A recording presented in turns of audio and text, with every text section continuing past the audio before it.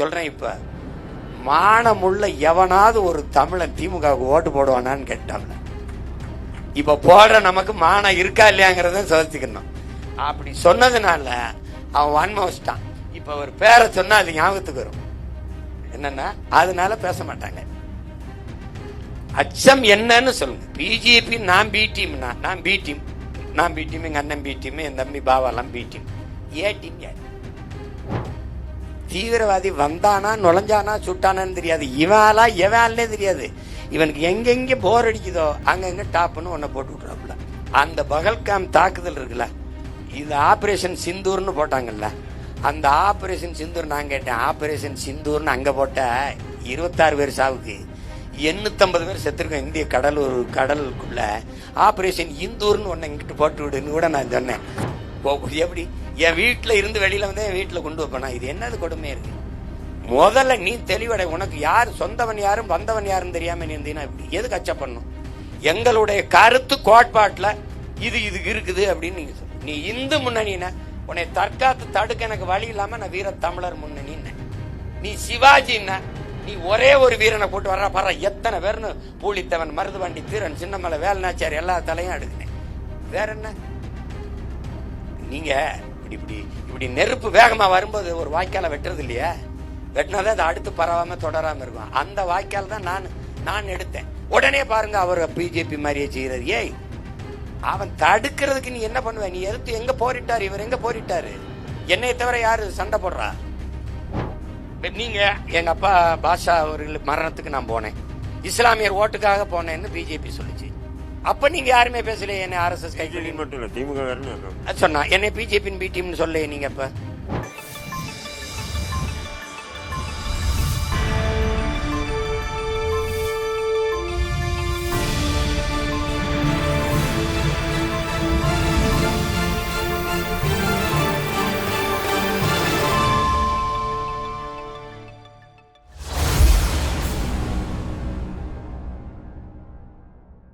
ஆனா கடந்த 50 ஆண்டு கால திராவிட ஆட்சிகள்ல இஸ்லாமிய சமூகத்திற்கு அவர்கள் எதிர்கட்சிகளா இருக்கும் போது அவர்கள் இஸ்லாமிய சமூகத்துடைய உயிர்நாடி பிரச்சனைகளுக்கு நாங்க இந்த பிரச்சனைகளை சரி செஞ்சு தரோம், உங்களுக்கு இந்த பிரச்சனைகளுக்கு கூட நிக்கிறோம் அப்படின்னு திராவிட கட்சிகள் எல்லாமே சொல்லுதுன்னு.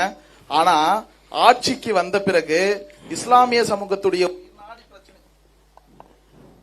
சமூகத்துடைய உயிர்நாடி பிரச்சனைகளை பத்தி கண்டுக்கிறதுக்கு இல்ல, நாங்க மனு கொண்டு போய் கொடுத்தா கூட அந்த வாங்க கூட மறக்கக்கூடிய ஒரு நிலையில தான் இந்த திராவிட கட்சிகள் இருக்கு. ஐயா ராமதாசும் அதே நிலையில இப்போ இஸ்லாமிய சமூகத்தை மறுக்கக்கூடிய நிலைக்கு வந்துட்டாரு. இப்போ என்னுடைய கேள்வி என்னன்னா, இப்போ அண்ணன் கூட சமீபத்துல இஸ்லாமிய சிறைவாசிகள் விடுதலைக்காக போராட்டம், அண்ணன் போலீஸ் பக்ருதீன் பன்னா இஸ்மாயிலுக்காக மனித உரிமை மீறல்கள் நடக்கும் போது எங்களுக்காக குரல் கொடுத்த ஒரு தலைவராக இருக்கீங்க. இப்போ ஆட்சி அதிகாரத்துல நாம் தமிழர் கட்சியில் இல்லாத போது இவ்வளவு விஷயங்கள் நீங்க செய்யும் போது அடுத்து நாம் தமிழர் கட்சி ஆட்சிக்கு வரும்போது இந்த இஸ்லாமிய சமூகத்துடைய உயிர்நாடி பிரச்சனைகளை எப்படி இருப்பீங்களா இல்ல திராவிட கட்சிகள் மாதிரி நீங்களும் பண்ணுவீங்களா? ஐயம் என்னுடைய சமூகத்துக்கே இருக்குன்னு. ஏன் இந்த ஐயம் அப்படின்னா, ஏற்கனவே 50 ஆண்டுகளாக இஸ்லாமிய சமூகம் ஏமாந்துகிட்டே இருக்குன்னு. ஏற்கனவே நாங்க ஏமாற்றப்பட்ட சமூகமா இருக்கோம். அண்ணங்கிட்ட என்ன கேட்கிறோம் அப்படின்னா, இதை நீங்க எப்படி செய்ய போறீங்கன்ற உறுதி கொடுத்தீங்க அப்படின்னா அந்த விஷயத்த எங்களுடைய சமூகத்துக்கிட்ட கொண்டு போய் சேர்ப்போம். ஏன்னா நிறைய பேர் சொல்ற விஷயங்களே எல்லாருமே இதுதான்பா சொல்றாங்க, ஆனா ஆட்சி அதிகாரத்துக்கு அப்புறம் செய்ய மாட்டாங்க அப்படின்றதுதான் சொல்றாங்க. அதான என்னுடைய கேள்வி. ஒரே ஒரு விஷயம், தம்பியுடைய கருத்து என்னன்னா, திராவிட கட்சிகள் 50 ஆண்டுகள் ஆண்டு இருக்காங்க. எல்லாரும் வாக்குறுதி கொடுத்துட்டு ஒரு கட்டத்தில் டாக்டர் ஐயா கூட அப்படியே வாக்குறுதி கொடுத்து அவரும் கடந்து போயிட்டார், மாறிட்டாரு. இப்போ நீங்க உங்களை நம்பி இந்த இஸ்லாமிய சமூகம் வாக்களிச்சார்னா உங்களுடைய நிலைப்பாடை பற்றி கேட்கிறாங்க. அவ்வளவுதான், சிம்பிளா. இல்ல, நீங்க இதுக்கு காரணம் நம்ம மக்கள் நீண்ட காலமா நம்பி ஏமாற்றப்பட்டதுனால புதிதாக ஒன்றை நம்புறதுக்கு ஒரு அச்சம் இருக்குது. அது மானுட இயல்பு தான். நம்ம இஸ்லாமிய மக்கள் நம்ம சொந்தங்களுக்கு மட்டும் இல்லை, எல்லாருக்குமே அந்த இயல்பு இருக்கிறது தான். இப்போ நான் என்ன, நீ சொல்ற அந்த வலி காயத்திலிருந்தே வந்த மகன்கிறதுனால நீ பக்ருதீன் பண்ணா இஸ்மாயில் இதெல்லாம் நீ தனியா சொல்ற, நான் அப்படி பார்க்கல. இப்ப எங்க ஊர் இளையான்குடி புதூர்ல இருக்கிற இஸ்லாமியர்லாம் யாருன்னு உனக்கு தெரியும், பூரா என் சொந்தக்காரன் தான் இஸ்லாமியரா இருக்கான். நாங்கெல்லாம் வெவ்வேறு இடத்துல இருந்தாலும் ஒரே மாமச்சான், ஒரு தாய் பிள்ளைகள் தான். இப்ப என்னோட தனிப்பட்ட அதுக்கு ஒரு ஒட்டு உறவுங்கிறது, அந்த பிரிக்க முடியாத பந்தம்ங்கிறது, அந்த உறவு என்பது, நான் 5ஆம் வகுப்பு வரைக்கும் எங்க ஊர்ல படித்தேன். அது தாத்தா காமராஜ் காலத்துல தொடங்கப்பட்ட பள்ளிக்கூடமா இருக்கலாம். அதுக்கப்புறம் 6ஆம் வகுப்புல இருந்து 10ஆம் வகுப்பு வரைக்கும் இப்ராஹிம் அலி உயர்நிலை பள்ளியில படித்தேன், புதூர்ல படித்தேன். அது ஒரு இஸ்லாமிய பள்ளி. அங்கிருந்து 11, 12 இளையாங்குள்ள படித்தேன் மேல், அதுவும் இஸ்லாமிய அறக்கட்டளையில் நடத்தப்பட்ட பள்ளி. அப்புறம் டாக்டர் ஜாகிர் ஹுசேன் கலைக்கல்லூரியில் தான் இளங்கலை பொருளாதாரம் படித்தேன். அதுவும் இஸ்லாமிய மக்கள் நடத்தின கல்லூரி. இப்போ இதிலிருந்து பார்த்தீங்கன்னா, இப்போ சீமான் பேசுகிறேன், அதில் இந்த கருத்து எடுத்து வைக்கிற தர்க்கம், என் கேள்விக்கு பதில் சொல்ல முடியாமல் யார் கேட்டாலும் பதில் சொல்கிற ஆற்றல் எனக்கு இருக்குன்னா அது இஸ்லாமிய பெருமக்கள் இருந்து அறிவு கொடைதான், உனக்கு புரியுதுன்னு நினைக்கிறேன். அதனால எனக்கு இப்ப எங்க ஐயா இறந்துட்டாரு சிக்கந்தர், அது அவருடைய செல்ல மகன். நான் எனக்கு புத்தகம் அங்க காசு இருக்காது, அவரே எனக்கு புத்தகம் வாங்கி கொடுத்துருவாரு. அப்படிதான் படிச்சோம் நாங்க. அதனால அது ஒரு உறவுக்கு பிணைப்பா நாங்க வாழ்ந்த மக்கள். அதனால எனக்கு இந்த நீ சொல்ற இந்த பிரிச்சு பாக்குறது இருக்குல்ல, நீ அண்ணா நீ வந்தா செய்வியான் அப்படி சொல்லக்கூடாது. நான் வந்தா எனக்கு நீ என்ன பண்ணிக்கிறவாயின்னு கேட்டா அப்படி இருக்கு. சீமான் உனக்கு நீ என்ன செஞ்சுக்கிறவாங்கிற மாதிரி தான் நீ கேட்கிற கேள்வி இருக்கு. ஒரு உறுதியை நீ ஏமாற்றப்பட்டதா உணர்ற மாதிரி தான் நான் ஏமாற்றப்பட்டதா உணர்றேன். இப்ப இஸ்லாமிய சிறை கைதிகள் விடுதலையே நான் சொல்றேன். முதலா சட்டமன்றத்தில் இஸ்லாமிய தீவிரவாதிகள்ங்கிற வார்த்தையை பதிவு பண்ணவரே ஐயா கருணாநிதி அவர்கள் தான். அதுக்கு பிறகு அந்த வழக்குல ஒவ்வொரு முறையும் தேர்தல் வரும்போது அப்பாவி இஸ்லாமிய சிறை கைதிகள் விடுதலைக்காக எனக்கு வாக்கு தாருங்கள்னு சொல்வது, வந்தவன அதை பத்தி பேசுறதே இல்லை. அதை விட கூட கொடுமை, நான் தொடர்ச்சியா இஸ்லாமிய சிறை கைதிகளை வலியுறுத்தி போராடிட்டே வரும்போது பாளையங்கோட்டையில கூட்டம் போகும்போது எனக்கு தடை விதிச்சு என்னை போட விடாமே தடுத்தது. நீங்க கேட்டா RSS கேக்குது, பிஜேபி கேக்குது. அப்ப கூட நான் கேட்டா நீங்க அவங்களுக்கும் கொடுங்க, ஜனநாயக நாட்டில் அவங்க கருத்தை பேசிட்டு நான் என் கருத்தை பேசுறேன்னு சொல்லிட்டு விட்டேன். அது தரல. அதை விட கொடுமை, அது தொடர்ச்சி அடுத்த ஒரு ஆதிநாராயணன் தலைமையில ஒரு விசாரணைக்கு ஒரு குழுன்னு போட்டுட்டு அது அப்படியே அந்த பிரச்சனையை கிடப்புல போட்டாங்களே, வெளியே செய்ய மாட்டாங்க. இவங்க ஏமாற்று. நாங்க வந்தா விடுதலை செய்வோம்னு சொல்ல ஆளுநர் கையெழுத்து போடலைங்கிறாங்க. ஆளுநர் கையெழுத்து போட மாட்டாருன்னு தெரியும் போது அப்ப எதுக்கு விடுதலை செய்வோம்னு உறுதியளித்தீங்க? அப்போ இப்ப நான் முதலமைச்சரா இருந்தா என்ன பண்ணுவேன்? முதல்ல விடுதலை செய்யி அதுக்கப்புறம் மத்ததை பேசுவோம். புரியுதுன்னு நினைக்கிறேன். அப்ப அதனால நீ உயிர் பிரச்சனைன்னு எதை சொல்ற? சமூகத்துடைய உயிர்நாடி அது ஓம் பிரச்சனை இல்ல, என்னோட உயிர் பிரச்சனைன்னு தான் நான் சொல்லுவேன். அதனால அதை விட்டு. ரெண்டாவது, நீ எப்படி பார்க்கணும், இந்த அண்ணனை எப்படி பார்க்கணும்னா, ஒரு மதம் சார்ந்து ஒரு சாதி சார்ந்து இயங்கக்கூடிய ஒரு மகனை நீ பார்க்கவே கூடாது.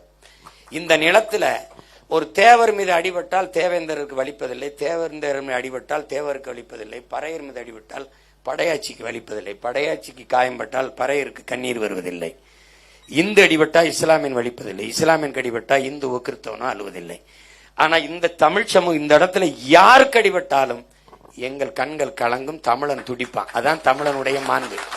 நீ உலகத்துல இங்க உடல்ல எங்க காயம்பட்டாலும் முதல்ல கண்ணாலும், அது மாதிரி உலகத்தில் எங்க காயம்பட்டாலும் தமிழன் மண்ணாலும் அழுதுருக்கு. நீ ஈரான் ஈராக் போருக்கு அழுதும், உனக்கு புரியுதுன்னு நினைக்கிறேன். சோமாலியா வறுமைக்கு அழுதும், சிரியா படுகொலைக்கு அழுதும், உனக்கு எல்லாம் உனக்கு தெரியும். ஒரு அயலான்கு ஒரு மகன் கடற்கரை ஓரத்துல ஒதுங்கி இருந்ததுக்கு நம்ம அழுதும். அண்ணனுக்கு தெரியும் நம்ம எத்தனை போராட்டங்களை, சதாம் ஹுசேன் தூக்குக்கு எதிராக நாங்க போராடினோம், நானே போராடினேன். அப்ப அந்த மாதிரி நீ நம்ம அப்படிதான் நிக்க முடியும். ஏன்னா நீங்க எல்லாற்றையும் நம்ம பேரன்பு கொண்டு காதலிக்கலன்னா இந்த இடத்துல பொது தளத்துல நிக்க நம்ம அருகதையை இழந்துருவோம். அதனால நீ இது ஓம் பிரச்சனை நினைக்காத, இது என் பிரச்சனை, நம் இன பிரச்சனை, அப்படிதான் நீ நினைக்கணும். அதனால நான் உனக்கிட்ட சொல்றேன், 50 வருஷமா நம்பின நீ மக்கள்கிட்ட சொல்லு, ஒரு 5 வருஷம் அண்ணனை தான் நம்பி பாப்பமே. கண்டிப்பான அது என்னை கேட்டாங்க, என்னன்னு இவனை போய் நம்பி இருக்கிய அப்படின்னு சொல்லுவாங்க. அப்ப ஒரு அறிஞன் சொல்றான், இவரை நம்பலாமா கூடாதா, எப்படி தெரிஞ்சுக்கிறது? எப்படின்னு தெரிஞ்சுக்கிறது? நம்பி பார்த்து தான் தெரிஞ்சுக்கணும். இவரை நம்பலாமா கூடாதுங்கிறத எப்படி தெரிஞ்சுக்கணும்? நம்பி பார்த்து தான் தெரிஞ்சுக்கணும். ஒரு தடவை 50 ஆண்டுகள் ஒருத்தருக்கு அதிகாரத்தை தொடர்ச்சியா கொடுத்த நீங்க ஒரு 5 ஆண்டு அண்ணனுக்கு கொடுத்து பார்ப்போம். அப்புறம் இல்லைன்னா நம்பாதீங்க, எப்பவும் நம்பாதீங்க. அதானே? அதனால நீ தைரியமாரு. நான் ஒண்ணுல இருந்து ஒரு துளி அளவு கூட வேறுபட்டு நிக்கல. நீ தொப்பி அணிஞ்சிருக்க, நான் அணியல. நீ களிமா சொல்லி முஸ்லீமா இருக்க, களிமா சொல்லாம முஸ்லீமா இருக்க, அவ்வளவுதான். என்னன்னா அந்த தங்கச்சி ரொம்ப நேரம் ஓரமா நிக்கிறாங்க, அவங்களுக்கு ஏதாவது இருந்தா பாருங்களேன். அவங்கள உட்கார வச்சுட்டு அவங்கள யாராவது உட்காருங்கம்மா.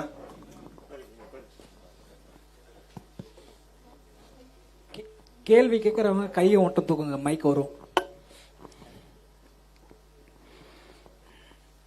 கொடுங்க, யார்ட்டையாவது கொடுங்க. நேரம் கேட்கலாமா? கேளுங்க. நான் 2026 முஸ்லீம்களின் நிலைப்பாடு அப்படின்னு சொல்லி நான் ஒரு ஆய்வு செஞ்சுட்டு இருக்கேன். எலெக்ஷனை முன்வண்டி அதுல அடிப்படையில முஸ்லீம்களுக்கு ஒரு அச்சம் இருக்கு, தமிழ் தேசியத்து மேலேயே ஒரு அச்சம் இருக்கு. அந்த அச்சத்தை நீக்கிறதுக்கு உங்ககிட்ட என்ன செயல் திட்டம் இருக்கு? அச்சம் எந்த மாதிரி இருந்தாதான் அது இதுதான் அச்சம்னா இதுக்கு எதுக்கு இதுக்கு போய் அஞ்சிரீங்கன்னு சொல்லலாம். அச்சம்னா பொதுவா சும்மா இந்த எல்லாத்தையும் இருட்டா இருக்கிறதெல்லாம் பயமா அப்படி பார்த்தா பண்ண முடியாது. திமுக சொல்ற அச்சத்துக்கு என்னை அவன் சொல்றதே RSS கைக்கூலி, பிஜேபின்னு பி டீம்பா. இல்ல அது மேலோட்டமா தொடக்கத்துல என்னை கிறிஸ்தவ கைக்கூலின்னா, அப்புறம் இல்ல அப்படின்னோடனே அப்புறம் RSS கைக்கூலிம்பா, அப்புறம் பிஜேபி கைக்கூலிம்பா. இப்ப இந்த திமுகவை எதிர்த்து நீங்க இல்ல, நான் எதா தானே பிஜேபி கைக்கூலி. நீங்க வெளியில போய் திமுக திட்டுங்க, இல்ல உங்க முகநூல் வச்சிருக்கீங்களா, இல்ல எதுலயாவது பதிவு திமுகவுக்கு எதிராக போடுங்க. நீங்க இந்த RSS கைக்கூலி இந்த இருக்கா, இந்த அவன் மீட்டுன்றவன் என் தம்பி. நீங்க திமுகவை ஏத்துட்டீங்கன்னா நீங்க பி டீம் தான். உங்களுக்கு புரியுதா? உங்களுக்கு எங்க அண்ணனை ஏன் போற்ற மாட்டாங்க? பழனிபாபாவை திமுகவில் கூட்டணி வச்சிருக்கிறவர்களோ இஸ்லாமிய இயக்கங்களையே சொல்றேன், பழனி பாபாங்கிற பேரை உச்சரிக்க ஏன் பயப்படுவாங்கன்னா, அவன் என்ன சொல்லிட்டா பாருங்க. ஒரு தடவை நான் செத்தாத்தா திராவிட முன்னேற்றங்களை கொடியை போர்த்தி புதைங்கன்னு சொன்ன ஒரு மகன் அவரே சொல்றாரு.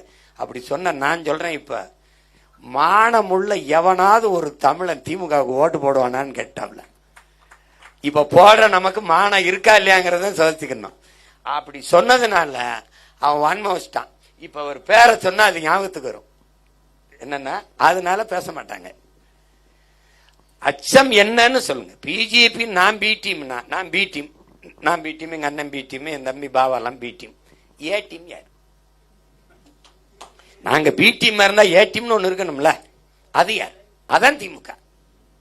உங்களுக்கு புரிஞ்சிருச்சா?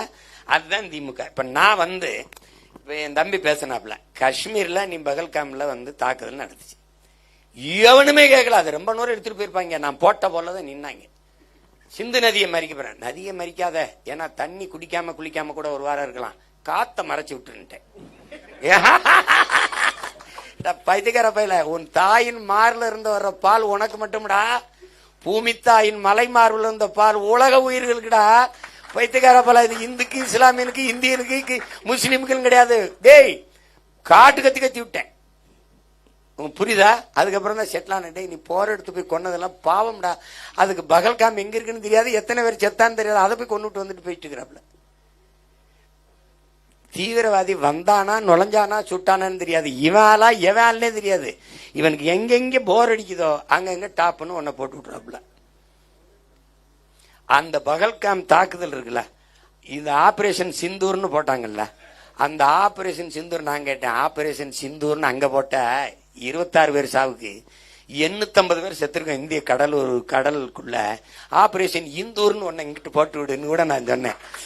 அப்ப அந்த இடத்துல முதலா இந்த கொடியை தூக்கிக்கிட்டு பேரணி போன ஆள் யாரு தெரியுமில்ல? இந்தியாவிலே ஒரே முதலமைச்சர் நம்ம ஐயா தான், திராவிட மாடல் ஆள் தான். அதுக்கப்புறம் தான் டெல்லி பிரதமரே போனாங்க. அண்ணா சொல்லுங்கண்ணா, ஏன்னு கேளுங்க. ஏன்னா பிஜேபி ஏ டீம். 3 முறை நான் நிதி ஆயோக்கு வரமாட்டேன் என்று பேசினவர் ஒரு இடி ஓடி வார மோடி அப்படின்னு போய் கையை பிடிச்சிக்கிட்டு, ஏன்னா இவருக்கு வரல, இங்க டிரான்ஸ்லேட்டருக்கு ஐயா நாயுடு அப்படி 2 பேரும் தீந்தாரும் உட்காந்து பேசிட்டு இருக்கிறாப்ல. சரி, இந்த சனம் நம்புது.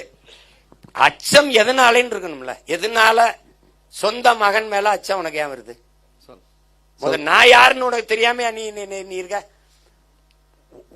எப்படி என் வீட்டுல இருந்து வெளியில வந்து என் வீட்டுல கொண்டு வைப்பனா? இது என்னது கொடுமையா இருக்கு? முதல்ல நீ தெளிவடை. உனக்கு யாரு சொந்தவன் யாரும் வந்தவன் யாருன்னு தெரியாம நீ இருந்தீங்கன்னா இப்படி எதுக்கு அச்சப்படணும்? எங்களுடைய கருத்து கோட்பாட்டுல இதுக்கு இருக்குது அப்படின்னு நீங்க சொல்லு. நீ இந்து முன்னணின உன்னை தற்காத்து தடுக்க எனக்கு வழி இல்லாம நான் வீர தமிழர் முன்னணின்னு. நீ சிவாஜின்னா நீ ஒரே ஒரு வீரனை போட்டு வர்ற பாரு, எத்தனை பேர்னு பூலித்தவன், மருதுவண்டி, தீரன், சின்னமலை, வேலுநாச்சியார் எல்லா தலையும் எடுக்குனேன். வேற என்ன? நீங்க இப்படி நெருப்பு வேகமா வரும்போது ஒரு வாய்க்கால வெட்டுறது இல்லையா? வெட்டினாதான் அது அடுத்து பரவாம தொடராம இருக்கும். அந்த வாய்க்கால் தான் நான் எடுத்தேன். உடனே பாருங்க அவர் பிஜேபி மாதிரியே செய்யறது. ஏய், அவன் தடுக்கிறதுக்கு நீ என்ன பண்ணுவ? நீ எடுத்து எங்க போரிட்டாரு? இவர் எங்க போரிட்டாரு? என்னைய தவிர யாரு சண்டை போடுறா?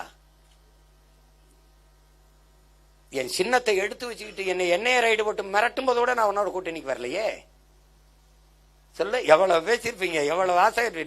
அதான் வருது சொல்லியிருக்காப்ல, அறவிழுக்காடு காவலுக்காடு இருக்கவனுக்கே ஆயிரக்கணக்கான கோடியை பேசி கூட்டணி கேட்கும் போது 8.22 விழுக்காடு வச்சிருக்கவனுக்கு என்ன பேசியிருப்பாங்கடா அப்படின்னு பேசுவாங்கல்ல, இன்னும் பேசுவாங்கல்ல. அப்ப நான் போன தெருக்கோடியில் கூட நிப்பேன். உன் கோடி இதெல்லாம் எனக்கு வேண்டியதில்லைன்னு நிக்கணும்னா காரணம் என்னன்னு நீங்க பாருங்க. அதெல்லாம் அச்சத்தை முதல்ல கைவிடணும். என் மக்கள் வந்து அச்சத்தை கைவிடணும். இல்ல, இது முக்கியமான விஷயம். ஏன்னா என்னை வந்து பிஜேபியின் பி டீம்னு சொல்ல வேண்டிய தேவை ஏன் வந்ததுன்னு நீங்க புரிஞ்சுக்கணும். இயற்கையாக இஸ்லாமிய கிறிஸ்தவ மக்கள் என்னோட நின்றுவாங்கங்கிற பயம் திராவிட கட்சிகளுக்கு இருக்கு. ஏன்னா நான் வந்து அந்த மக்களிட இருந்தே வர்றதுனால, ஒரு எளிய மகன் அதே பின்புலத்திலிருந்து வர்றதுனால, கிறிஸ்தவ இஸ்லாமிய மக்கள் அந்த இதுக்குள்ளே இருந்து வர்றதுனால, உறவு பின்னல் இருந்து வர்றதுனால இவன் என்ன நினைப்பா, நேச்சராக இயற்கையாவே இவெல்லாம் அவனோட போய் நின்றுவான். இந்த 15 விழுக்காடு அவன்கிட்ட போயிடுச்சுன்னா அவனை வீழ்த்த முடியாதுன்னு அவன் நினைச்சவன் என்னன்னா, அவன் குறுக்க அடிச்சு அவன் வீடுக்கு போய் மண்டிட்டு ஜெபிக்க ஆரம்பிச்சுட்டான். இவனுக்கு போட்டா இது பிஜேபி வந்துடும், பிஜேபி வந்துடும். ஒரு கேள்வி, சீமானுக்கும் நாம் தமிழருக்கும் போட்டா எப்படி பிஜேபி வரும்? சீமானுக்கு நாம் தமிழ் போட்டா சீமான் தான் வருவான்.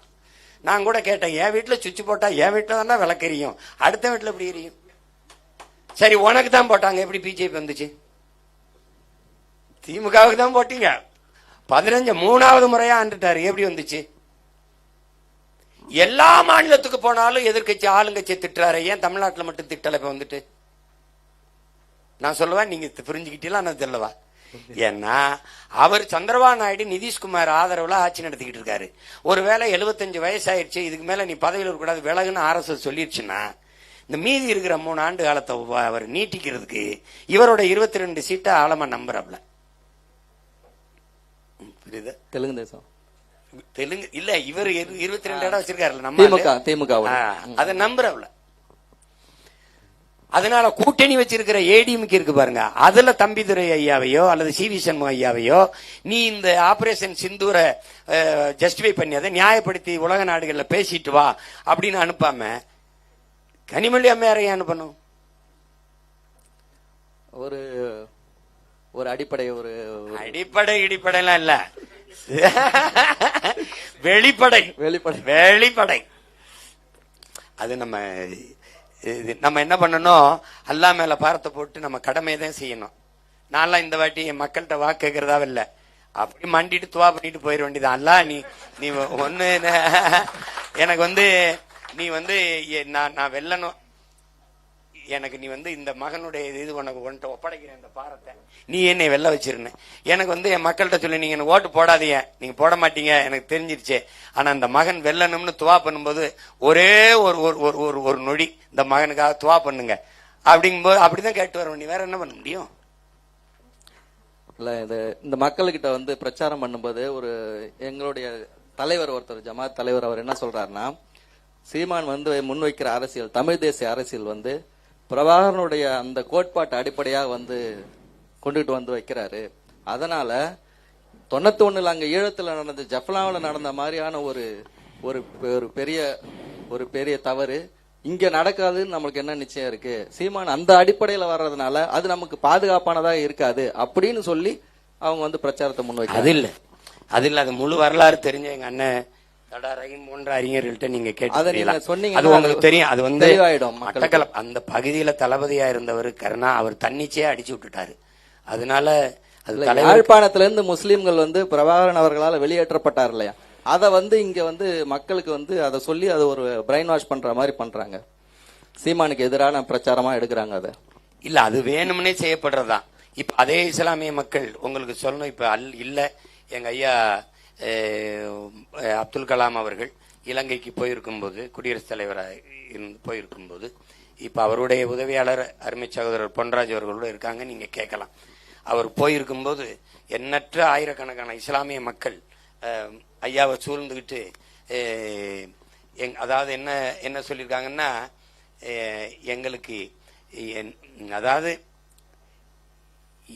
ஏதாவது இறந்திருந்தாலும் இன்னும் ஒரு முறை பிரபாகரன் எங்களுக்கு தலைவராக பிறந்து வரணும், ஏன்னா அவரு தான் எங்களுக்கு பாதுகாப்புன்னு சொன்னது இருக்குது.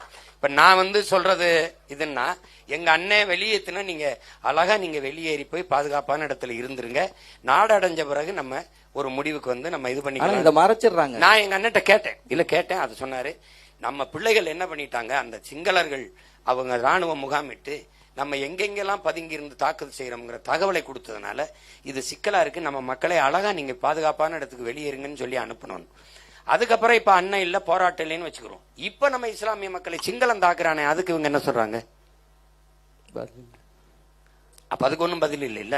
இப்ப நான் வந்து அவருடைய கோட்பாடுன்னு ஒண்ணு இருக்கு, அடிமை தமிழ் தேசிய இனத்தின் உரிமை, விடுதலை, பாதுகாப்பான நல்வாழ்வு. அதுதான் அவர் வழி ஆயுதம் ஏந்திய கிளர்ச்சி, என் வழி அறிவாயுதம் ஏந்திய அரசியல் புரட்சி. ரெண்டு வெவ்வேறு நோக்கம், ஒன்று உங்களுக்கு புரியுதுன்னு நினைக்கிறேன். அது அந்த நிலத்தில் என்னை அடிமைப்படுத்திய ஆண்டவன் ஆயுதத்தை வச்சு அடிமைப்படுத்தினான், அதனால அவருக்கு எதிராக அவர் ஆயுதம் தூக்கினார். என் நிலத்தில் என்னுடைய வாக்கை வாங்கி வலிமையை பெற்று என்னை அடிமைப்படுத்தி உரிமையை பறிச்சு ஆள்றான். அப்ப நாங்க தூக்க வேண்டியது அவரை போல ஆயுதம் இல்ல, இந்த நிலத்தில் என்னுடைய வாக்கையே வச்சு வலிமை பெறான், அந்த வாக்கையை நான் அவனுக்கு எதிராக எனக்கு ஆதரவா தூக்க வேண்டியது இருக்குது. அப்ப நமது வாக்கு நம்மை ஆளவா, நமது வாக்கு நாமே ஆளவான்னு கன்சிரா முன் வச்ச கோட்பாட்டுக்கு வரான்.